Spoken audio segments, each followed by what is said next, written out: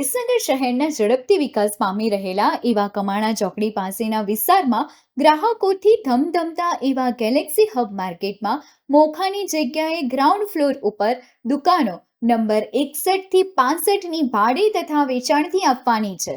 તો રસ ધરાવતા વેપારીઓ સંપર્ક કરવો.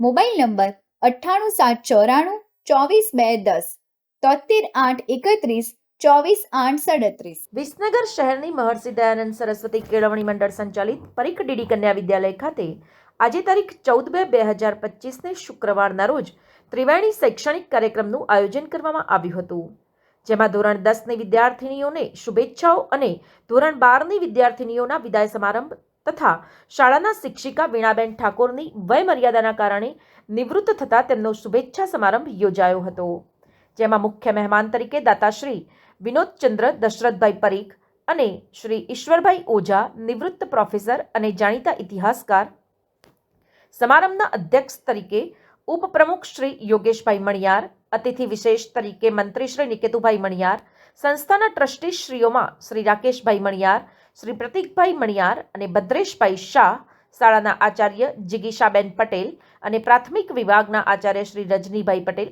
હાજર રહ્યા હતા. આજના કાર્યક્રમની શરૂઆત શાળાની વિદ્યાર્થીનીઓએ પ્રાર્થનાથી કરી હતી, જ્યારે સ્વાગત ગીત રજૂ કરીને મહેમાનોનું સ્વાગત કરવામાં આવ્યું હતું. આજના કાર્યક્રમમાં ઉપસ્થિત સૌ મહેમાનોના હસ્તે દીપ પ્રાગટ્ય કરીને કાર્યક્રમને ખુલ્લો મૂકવામાં આવ્યો હતો. શાળાના આચાર્ય જિગીશાબેન પટેલ દ્વારા સ્વાગત પ્રવચન કરી અને મહેમાનોનો પરિચય આપવામાં આવ્યો હતો. આજના મુખ્ય મહેમાન અને 1 લાખ રૂપિયાના દાતાશ્રી વિનોદચંદ્રનું સન્માન કરવામાં આવ્યું હતું, જ્યારે બીજા મુખ્ય મહેમાન શ્રી ઈશ્વરભાઈ ઓઝાનું પણ સ્વાગત કરવામાં આવ્યું હતું. આજના વિદાય પ્રસંગે શાળાની વિદ્યાર્થીનીઓએ પોતાના પ્રતિભાવો આપ્યા હતા, જ્યારે ધોરણ 10 અને 12માં જે વિદ્યાર્થીનીઓએ ઉચ્ચ પરિણામ પ્રાપ્ત કર્યા હતા તેમને રોકડ પુરસ્કાર વિતરણ સમારોહના પ્રમુખ મુખ્ય મહેમાનશ્રીઓના હસ્તે કરવામાં આવ્યા હતા.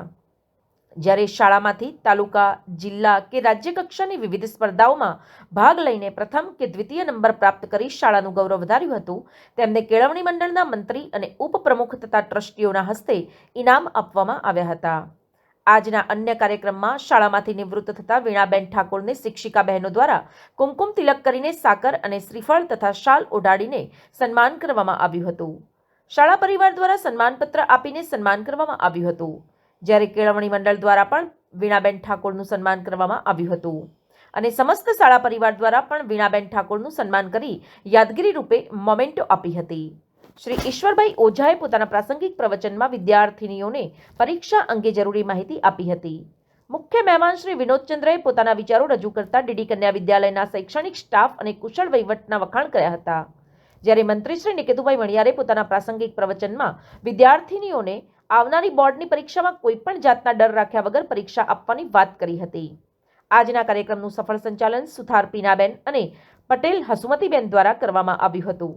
અંતમાં કાર્યક્રમની આભાર વિધિ મેઘનાબેન ચૌધરીએ કરી હતી. મોમેન્ટ જ માત્ર એક એવી સંસ્થા છે કે જ્યાં માલિક પોતે 17 વર્ષથી શીખવાડે છે, જ્યારે બીજા સ્ટાફ શીખવાડે છે.